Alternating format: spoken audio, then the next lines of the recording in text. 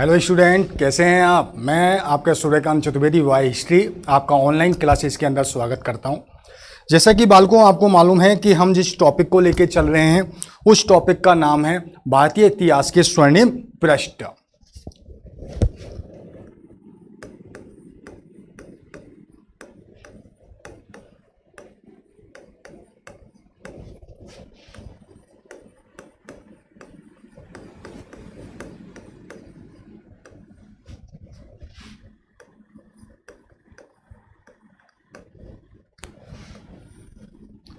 भारतीय इतिहास के स्वर्णिम पृष्ठ के अंतर्गत हमको इतिहास के उन पृष्ठों के बारे में अध्ययन कर रहे हैं, उन विषयों के बारे में अध्ययन कर रहे हैं जिससे हमको हमारे इतिहास का एक स्वर्ण काल के बारे में हमको पता चलता है। जैसा कि बालकों आपको मालूम है कि हमारा इतिहास एक सामान्य इतिहास नहीं रहा है। भारतीय इतिहास बड़ा गौरवान्वित इतिहास रहा है। जैसा कि आपने अध्याय 1 के अंतर्गत आपने पढ़ा था भारत का वैभवपूर्ण अतीत। अब वैभवपूर्ण अतीत के अंदर मैंने आपको बताया था किस तरीके से हमारा वैभव विश्व के अंदर महानतम रूप से फैला हुआ था। इसी कारण भारत को क्या कहा जाता था, जगत गुरु कहा जाता था। विदेशों के छात्र भारतीय विश्वविद्यालयों के अंतर्गत यहाँ पढ़ने आते थे। नालंदा, तक्षशिला, विक्रमशिला वो महानतम विश्वविद्यालय थे जहाँ पर विदेशी यात्री पढ़ने के लिए आते थे। इन विदेशी यात्रियों के बारे में भी मैंने आपको बताया। आज इस अध्याय के अंदर भारतीय इतिहास के स्वर्णिम पृष्ठ के अंतर्गत बालकों हम जिस टॉपिक के बारे में पढ़ने जा रहे हैं वो है मौर्य वंश। और मौर्य वंश के बारे में मैंने आपको पिछले वीडियो के अंतर्गत चंद्रगुप्त मौर्य और चंद्रगुप्त मौर्य के बाद में बिंदुसार के बारे में मैंने आपको बता दिया था। साहित्यिक स्रोतों के बारे में भी मैंने आपसे चर्चा की थी। साहित्यिक स्रोतों के बारे में भी मैंने आपको बताया। साहित्यिक स्रोतों के अंदर मैंने आपको सबसे महत्वपूर्ण जो स्रोत बताया था कौटिल्य का अर्थशास्त्र बताया था।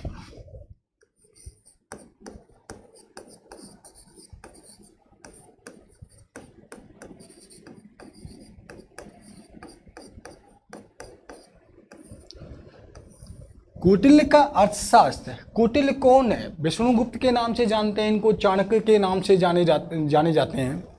इन्होंने एक पुस्तक लिखी अपनी अर्थशास्त्र, जिससे मौर्य वंश के इतिहास के बारे में हमको जानकारी प्राप्त होती है। जो चंद्रगुप्त मौर्य के कौन थे? महाअमात्य थे, महामंत्री थे, गुरु थे, जिनके साथ में सहयोग से उन्होंने नंद वंश के अंतिम शासक घनानंद को पराजित कर मगध के अंदर मौर्य वंश की नींव डाली। अब जैसा कि आपको मालूम है, मैंने आपको बताया था कि 16 महान जनपदों के अंदर से मगध जनपद जो था महान शक्तिशाली था। उसके कारण भी मैं आपको बता चुका हूँ। आज हम जिस टॉपिक के बारे में हम अध्ययन करने जा रहे हैं उस टॉपिक के अंदर सबसे महत्वपूर्ण जो टॉपिक है हमारा, जिसके बारे में हम अध्ययन करने जा रहे हैं, वो टॉपिक जो है उस टॉपिक का नाम है बेटा अशोक।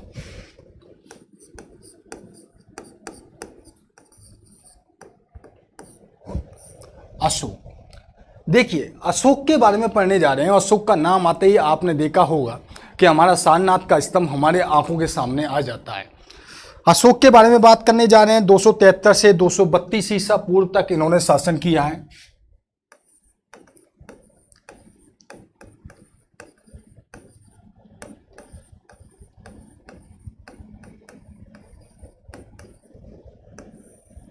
तक इनके द्वारा क्या किया गया है? शासन किया गया है। किनके द्वारा किया गया है शासन? अशोक के द्वारा शासन किया गया है।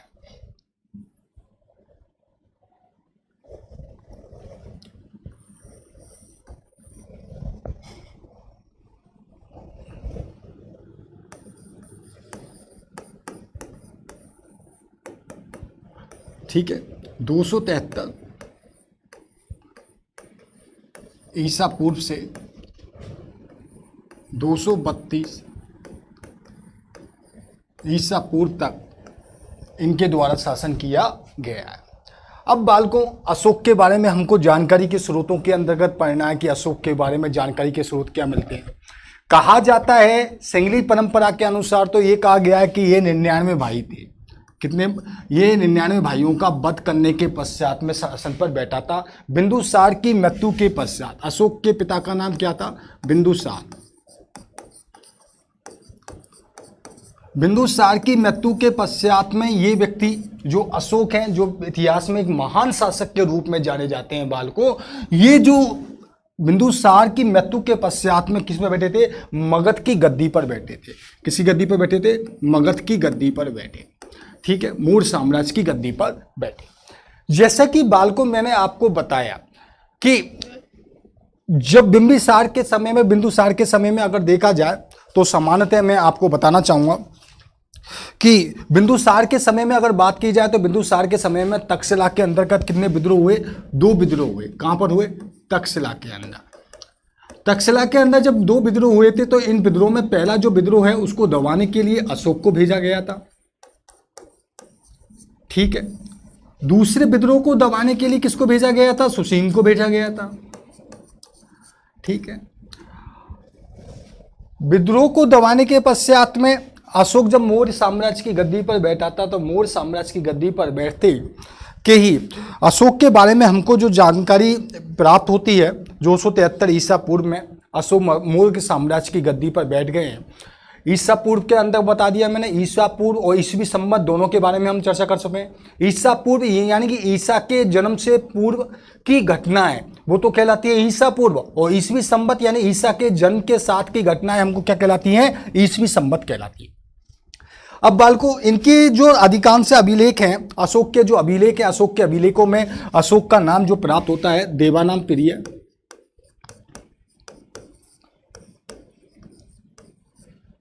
देवानाम प्रिय, प्रियदर्शी,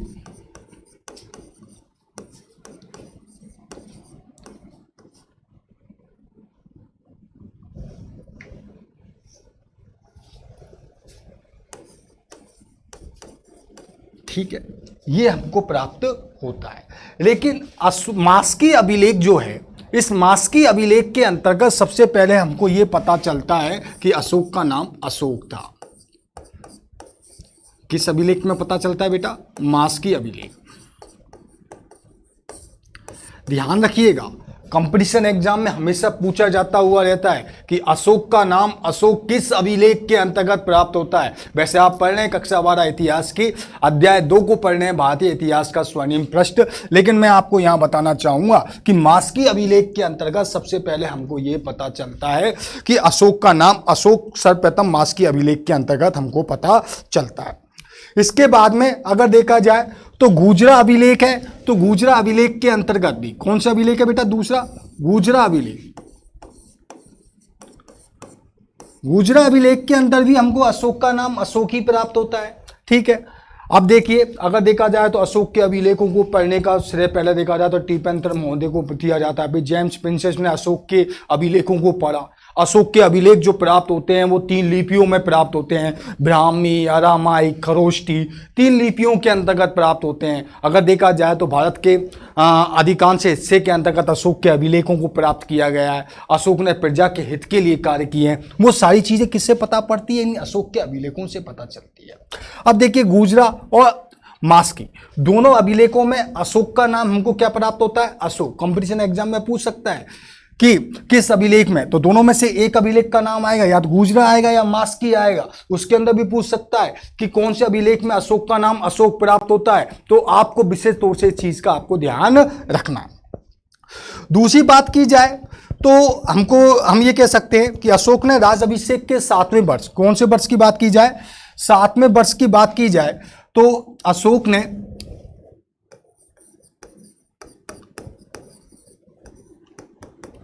राजाभिषेक के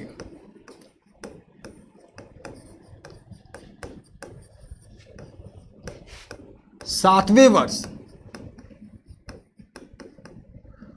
कौन से वर्ष बेटा? 7वें वर्ष। अशोक ने राजाभिषेक के 7वें वर्ष, यानी कि अगर देखा जाए तो अपनी उत्तरी पश्चिमी सीमाओं को उसने क्या किया है? मजबूत किया है। और उत्तरी पश्चिमी सीमाओं को मजबूत करते हुए अगर देखा जाए तो मैं आपको थोड़ा इस तरीके से आपको क्लियर कर देता हूं।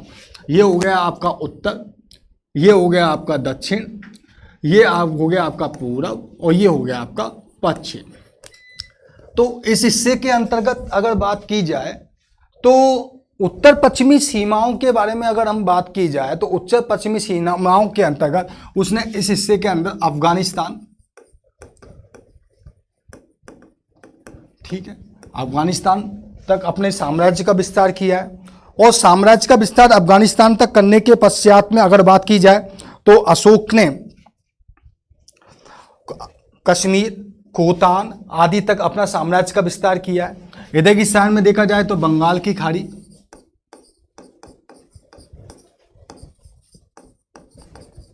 खाड़ी का जो हिस्सा है इसके अंतर्गत अब इसने अपने साम्राज्य का विस्तार किया है। तो ये अपने साम्राज्य का विस्तार करता हुआ चला गया। ठीक है, इधर की साइड में अगर देखा जाए दक्षिण साइड में चला जाए तो कर्नाटक, पश्चिम में चला जाए तो काठियावाड़, यानी कि काठियावाड़ कहाँ जाता है, गुजरात के अंतर्गत आ जाता है। कहाँ जाता है, गुजरात के अंतर्गत। गुजरात का जो क्षेत्र है वो कौन सा कहलाता है, काठियावाड़ का क्षेत्र कहलाता है। ठीक है, यहां पर अपना साम्राज्य विस्तार किया है। तो इसने अपने साम्राज्य का विस्तार करता हुआ चला गया। अशोक के राजाभिषेक के 7वें वर्ष की बात चल रही है।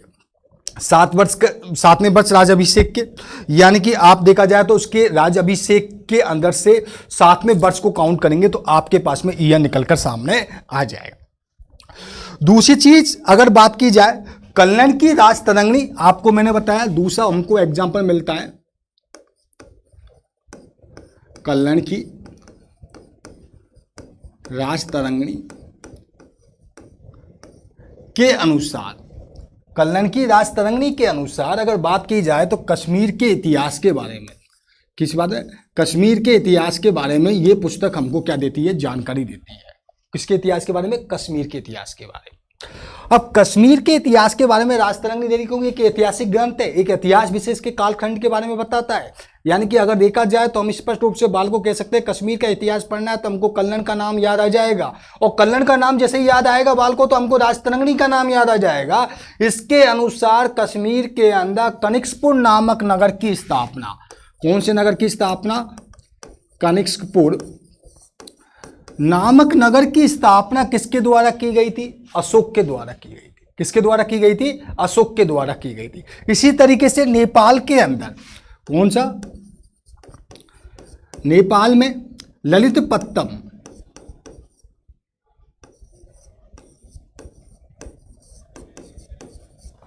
नामक नगर की स्थापना किसके द्वारा की गई है, अशोक के द्वारा की गई है। ठीक है, श्रीनगर के किनारे पर कनिष्कपुर नामक एक नगर की स्थापना इसके द्वारा, श्रीनगर बिस्तर नदी के किनारे पर श्रीनगर नामक नगर की स्थापना की गई।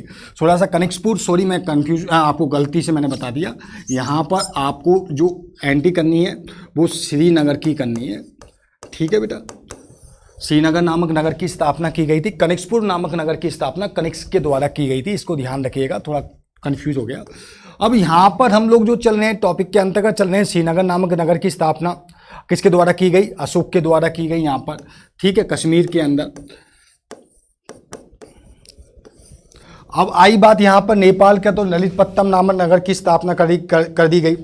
एक युग पुरुष के रूप में अगर बात की जाए तो अशोक एक महानतम शासक के रूप में उभरकर सामने आते हैं। अत्यधिक व्यापक दृष्टि से देखा जाए तो उन्हें युक्त, राजुक, प्रादेशिक जैसे अधिकारियों की नियुक्ति की। अब अशोक ने अपने धर्म की नीतियों को लोगों तक पहुंचाने के लिए, उसकी प्रासंगिकता को बनाए रखने के लिए उसने ऐसे कार्य किए जिसके फलस्वरूप उसके धर्म के माध्यम से लोगों का नैतिक उत्थान हो सके। अब धम्म क्या है उसके बारे में हम नेक्स्ट वीडियो में पढ़ेंगे। धम्म क्या है, धम्म के बारे में बात करेंगे। अगर देखा जाए तो कुछ विद्वान कहते हैं कि अशोक का धर्म उसका राज्य धर्म था, अगर कुछ कहते हैं कि व्यक्तिगत धर्म था, लेकिन मैं यहाँ ये कहना चाहूँगा कि अशोक का धम्म जो था उसका व्यक्तिगत धर्म था। और उसके पश्चात में उसने क्या किया है, यहाँ पर उसने धम्म के माध्यम से लोगों के अंदर नैतिक उत्थान के कार्य जो हैं वो अशोक के द्वारा किए गए। अब बाल को यहाँ पर देखा जाए तो सार्वभौमिक, क्योंकि अशोक का धर्म है वो क्या है, सार्वजनिक है। सार्वजनिक के साथ में अगर बात की जाए सार्वभौमिक है और सार्वयुगीन है। यानी कि अगर बात की जाए तो हम कह सके कि अशोक का जो धर्म है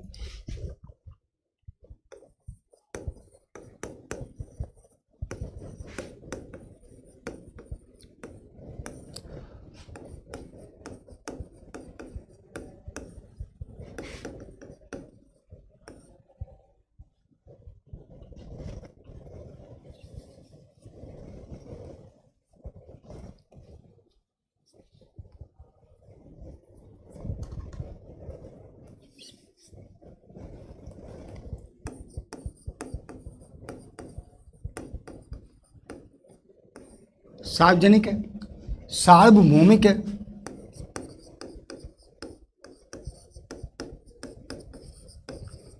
सार्वयोगीन है। कौन? अशोक का धम्म कैसा है? सार्वयोगीन है। इस तरीके से अशोक के धम्म के अशोक के धम्म के माध्यम से वो मानव के उत्थान के कार्य कौन करना चाहता है? अशोक करना चाहता है। हम लोग थोड़ा चैप्टर तक सीमित रह गए क्योंकि हम लोग कक्षा 12 इतिहास का पढ़ रहे हैं, तो उसमें हम युग एक चैप्टर तक ही हम सीमित रह रहे हैं, थोड़ा सा हम आगे नहीं बढ़ पा रहे।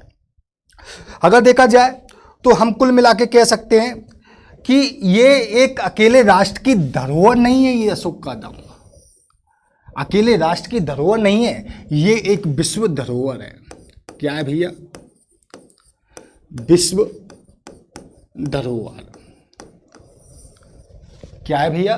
विश्व धरोहर, जिस पर सबों का ही अधिकार है, अशोक के धम्म के ऊपर। यहां पर अशोक ने अपने अभिलेखों के अंतर्गत एक पितृवत शासक के रूप में बताया। उसने कहा है समस्त प्रजा मेरी संतान है। क्या कहा है? समस्त प्रजा मेरी संतान है, यानी कि एक ऐसा शासक जिसने अपनी प्रजा को अपने संतान के रूप में देखा है, अपनी संतान के रूप में माना है। उस शासक विशेष के बारे में हम अशोक के बारे में देख रहे हैं, जिस अशोक ने अपनी शासन व्यवस्था के बारे में बताया है। ठीक है, उसने कौटिल्य के अर्थशास्त्र से हमको पता चलता है, या कौटिल्य के लोक कल्याणकारी कार्यों का उसने अपने अशोक के धम्म के अंतर्गत समावेश किया है। अशोक ने अपने धम्म में समावेश किया है, लोक कल्याण के कार्य किए हैं, कुएं खुदवाए हैं, सराय खुदवाई हैं, नदी मतलब तालाब बनवाए हैं। यानी कि अगर देखा जाए तो कुछ ऐसे कार्य किए हैं जिनके माध्यम से कुएं सराय आदि के माध्यम से पेड़ों को लगवाना, जिसके माध्यम से लोगों को क्या हो सके, उनका लाभ प्राप्त हो सके। यात्रियों के मार्गों को उसने सुरक्षित किया है, व्यापार के मार्ग को उसने आगे बढ़ाया है, जिसके फलस्वरूप राज्य की उन्नति आगे हो सके। अशोक के धम्म का प्रतिपादन करके अशोक ने राजा, प्रजा एवं नौकरशाही की एक संविदा तैयार कर दी है। किसकी संविदा तैयार कर दी है? राजा, प्रजा और नौकरशाही।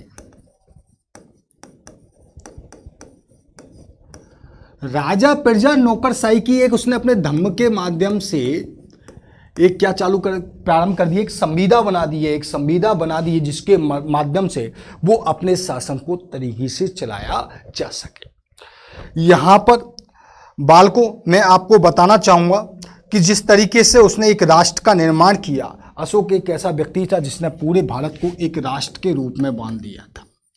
किसके रूप में बांध दिया? राष्ट्र के रूप में बांध दिया। एक केंद्रीकृत शासन व्यवस्था की स्थापना की, प्रजा को एक सुरक्षित शासन दिया, आम जन में संतोष की भावना को जागृत किया। ये कौन था? अशोक था। एक अशोक महानतम शासक था जिसने लोगों के बीच में राष्ट्रीय एकता को बढ़ाया, संस्कृति को बढ़ाया, संस्कृति की और एकता की भावना को उसने बड़ी प्रगाढ़ता से आगे बढ़ाया। उसने धम्म यात्राओं के लिए प्रतिवेदकों एवं अधिकारियों की नियुक्ति की। धम्म की यात्रा के लिए उसके द्वारा किसकी नियुक्ति की गई? प्रतिवेदकों की नियुक्ति की गई। प्रतिवेदकों की नियुक्ति के अंतर्गत अगर बात की जाए तो उसने अपने पुत्र महेंद्र और संघमित्रा को, पुत्र का नाम था महेंद्र और पुत्री का नाम था संघमित्रा, महेंद्र और संघमित्रा को कहां भेजा था? श्रीलंका भेजा था। और श्रीलंका भेजकर यहां पर उसने धम्म के विस्तार, धम्म के प्रचार के लिए कार्य किया। उसने वहां के शासक से कहा, थोड़ा सा मैं अटकर जा रहा हूं, हे सिंगलदीप नरेश, मैंने बौद्ध शाक्य के धम्म को ग्रहण कर लिया है। बुद्ध शाक्य कौन है? महात्मा बुद्ध हैं। इनके धम्म को मैंने क्या कर लिया है? ग्रहण कर लिया है। मैं चाहता हूं कि इसको आगे बढ़ने में, आज को पल्लवित होने में आप मेरा सहयोग प्रदान करें। भौतिक संस्कृति एवं प्रचार प्रसार के लिए अगर बात की जाए तो अशोक के द्वारा शांतिपूर्ण सह अस्तित्व एवं समाज के कमजोर वर्गों के उत्थान के लिए कार्य किए गए। उसने सभी वर्गों को एक साथ लेकर कार्य किए। कैसी के विस्तार का कार्य किया गया, क्योंकि अगर देखा जाए शासन की व्यवस्था में महत्वपूर्ण चीज़ क्या होती है, कैसी होती है, तो कैसी का विस्तार किस तरीके से किया जा सकता है उसके बारे में इसके द्वारा कार्य किए गए। दूसरी बात की जाए, कैसी के क्षेत्र में वह कार्य कर रहा है, कैसी का को बढ़ावा देने के बारे में कार्य कर रहा है, व्यापार वाणिज्य के बारे में बात काम कर रहा है। उसके पश्चात में अगर देखा जाए तो उसने अपने कैसी भूमि विस्तार का कार्य किया। युद्ध बंदियों को, युद्ध जो बंदी थे उनके लिए उसके द्वारा कार्य किया गया। युद्ध बंदियों के लिए उसके द्वारा जो कार्य किया गया, उन कार्यों के अंतर्गत अगर बात की जाए तो उसने युद्ध बंदियों के लिए सामान्यतः एक कार्य किया। वो कार्य था कि किसी भी तरीके से युद्ध जो बंदी हैं उन युद्ध बंदियों को किनमें, खानों में और वनों के अंतर्गत उनको कार्यों को करवाया गया, जिससे उनके अंतर्गत नैतिक उत्थान हो सके, उनमें कार्य करने की क्षमता का विकास हो सके। उसके द्वारा कहा जाता है इस अनुश्रुतियों के अनुसार कि अशोक ने 84,000 स्तूपों का निर्माण करवाया। कितने स्तूपों का निर्माण कराया? 84,000 स्तूपों का निर्माण करवाया। 84,000 स्तूपों से मतलब उसने स्तूपों का निर्माण करवाया। स्तूपों का निर्माण करवाने के पश्चात में उसने सार्वजनिक हित तथा लोक रंजन के लिए कार्य किए। किसके द्वारा किए गए? अशोक के द्वारा कार्य किए गए। और उसने अर्थव्यवस्था का तीव्रता से उसको बढ़ावा देने का भी कार्य किया। फल स्वरूप में अगर देखा जाए तो जनता के अंतर्गत उसने एक आगे बढ़ने का जो चाव है, उसको आगे बढ़ने के चाव को बढ़ाया। अशोक ने अपनी वैदेशिक नीतियों को आगे बढ़ाया। किनको बढ़ाया बेटा? अपनी वैदेशिक जो नीति थी उनको अशोक के द्वारा आगे बढ़ाया गया।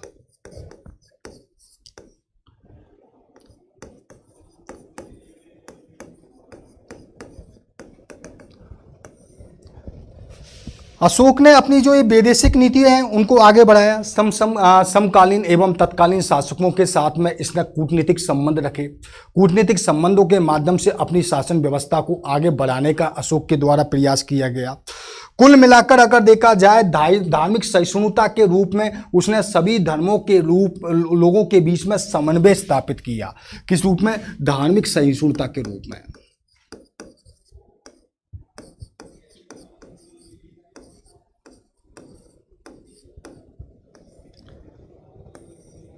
धार्मिक सहिष्णुता के रूप में उसने सभी धर्मों के जो लोग हैं उन धर्मों के लोगों के बीच में क्या किया? समन्वय स्थापित किया।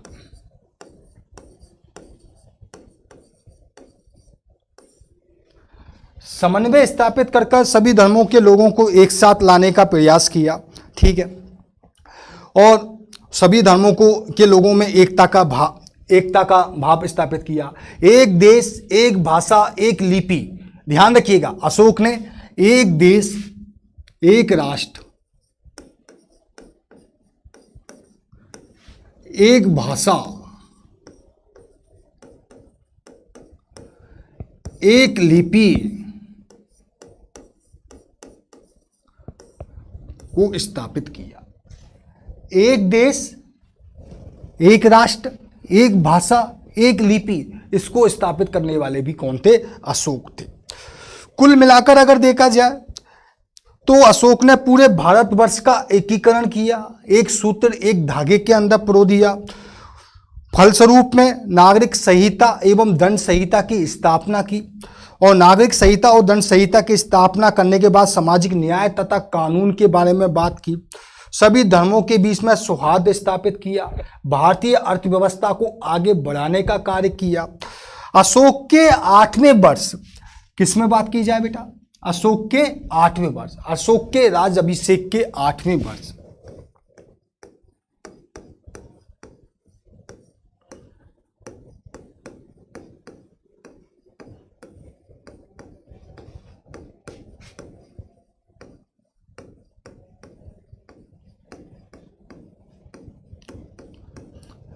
एक महत्वपूर्ण युगांतकारी घटना का उदय हुआ। और वो महत्वपूर्ण युगांतकारी घटना जो थी, जो 8वें वर्ष हुई, वो था 261 ईसा पूर्व में।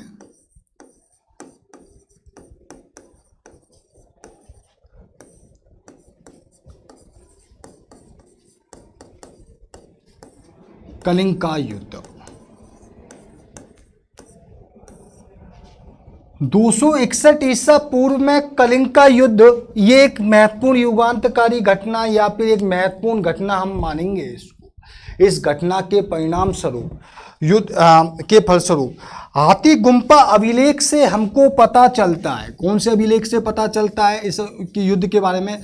हाथी गुम्फा अभिलेख से।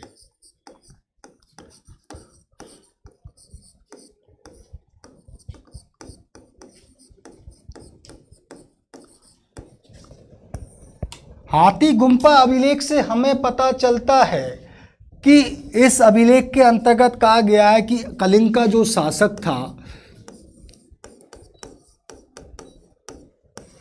कलिंग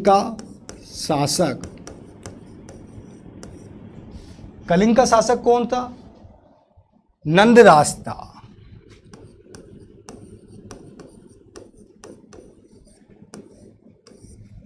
कलिंग का शासक नंदराज था। फलस्वरूप में कलिंग और के शासक नंदराज और अशोक के बीच में युद्ध हुआ। नंदराज था और कलिंग की राजधानी का नाम क्या था? तोसली था। और कलिंग की जो राजधानी थी इसका नाम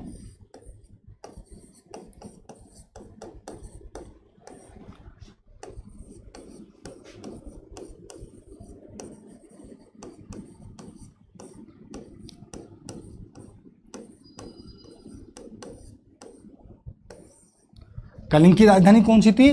तोसली थी। कौन सी राजधानी थी बेटा? तोसली।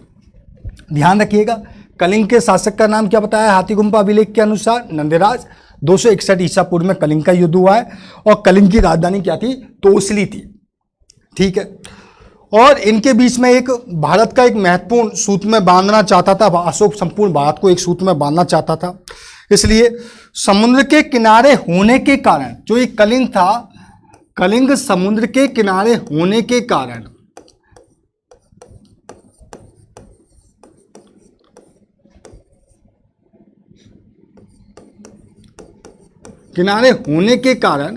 व्यापारिक दृष्टि से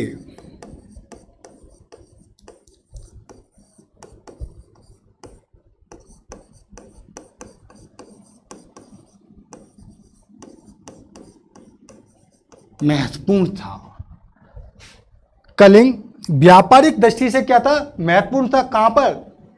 समुद्र के किनारे होने के कारण यह व्यापारिक दृष्टि से महत्वपूर्ण था। अशोक पूरे देश को, पूरे राष्ट्र को एक सूत्र में बांधना चाहता था। फलस्वरूप में क्या हुआ? दूसरी चीज जो इतिहासकार कह रहे हैं, पहली चीज मैंने बताया आपको व्यापारिक दृष्टि से महत्वपूर्ण है। दूसरी चीज कुछ इतिहासकार जो कहते हैं वो ये कहते हैं कि कलिंग जो था, कलिंग सामान्यतः जो देखा जाए कलिंग कहां पड़ता? उड़ीसा के अंदर पड़ता। ध्यान रखना, कहां पड़ता है? उड़ीसा के अंदर। और कलिंग जो था वो हाथियों के लिए भी प्रसिद्ध था।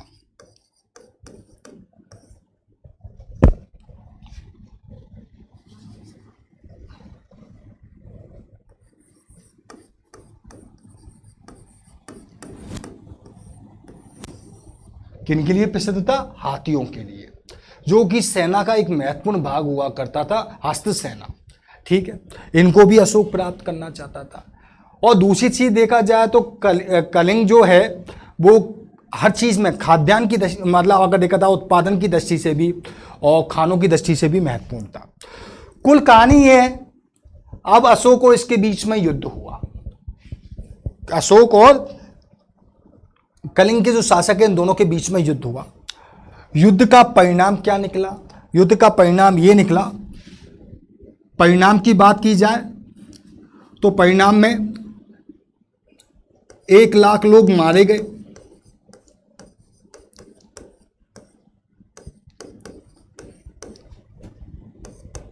1.5 लाख लोग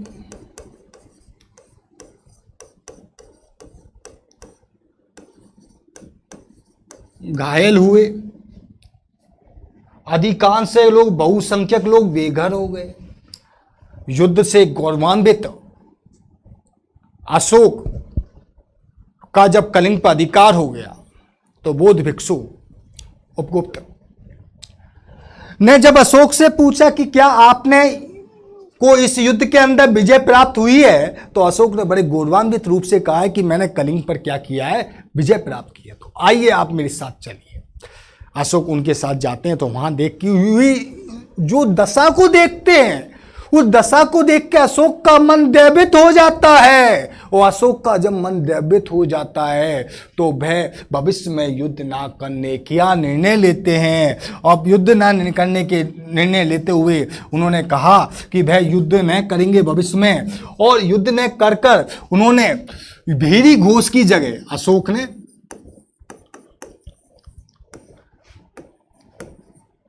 भेरी घोष की जगह धम्म घोष की नीति को अपनाने का निर्णय लिया। कौन सी नीति को अपनाने का निर्णय लिया? धम्म घोष की नीति को अपनाने का निर्णय लिया। बौद्ध धर्म की दीक्षा ग्रहण कर ली और बौद्ध धर्म के प्रचार प्रसार के लिए कार्य करना प्रारंभ कर दिया। बालकों, यहां पर हम लोगों ने आपको अशोक के बारे में बताया, अशोक के बारे में हम बात कर रहे हैं। इसी से ही प्रेरित होकर तृतीय बौद्ध संगति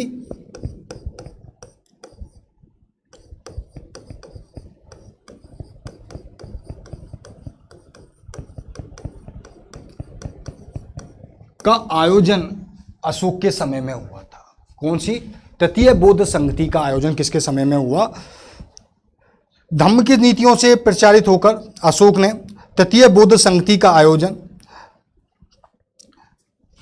मोगलीपुत्र तीर्थ की अध्यक्षता में अशोक के समय में हुई थी। ध्यान रखिएगा, अब अशोक ने बौद्ध धर्म ग्रहण किया। ध्यान रखिएगा, चंद्रगुप्त के द्वारा जो धर्म ग्रहण किया गया था वो था जैन धर्म। चंद्रगुप्त ने कौन सा ग्रहण किया था? मौर्य लिख देता हूं, आप कंफ्यूज हो जाएंगे। आप ये होंगे चंद्रगुप्त विक्रमादित्य के पास में पहुंच गए तो कंफ्यूजन हो जाएगा आपको। चंद्रगुप्त ने कौन सा किया था? जैन धर्म। और जैन धर्म ग्रहण कर कहां चले गए थे चंद्रगुप्त? श्रवणबेलगोला चले गए थे।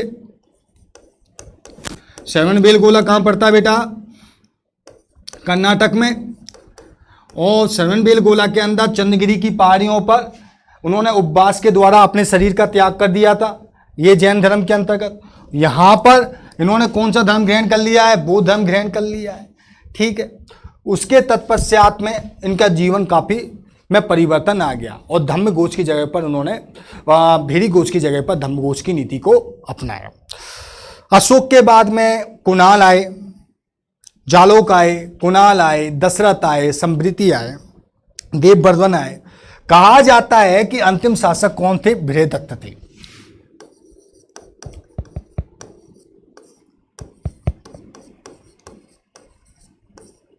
कौन थे? बृहदत्त।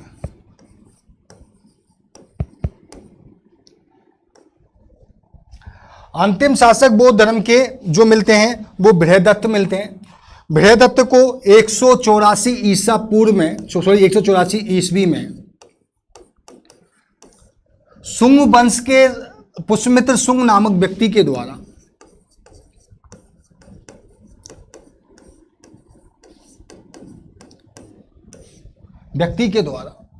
बृहदत्त की हत्या कर दी गई है।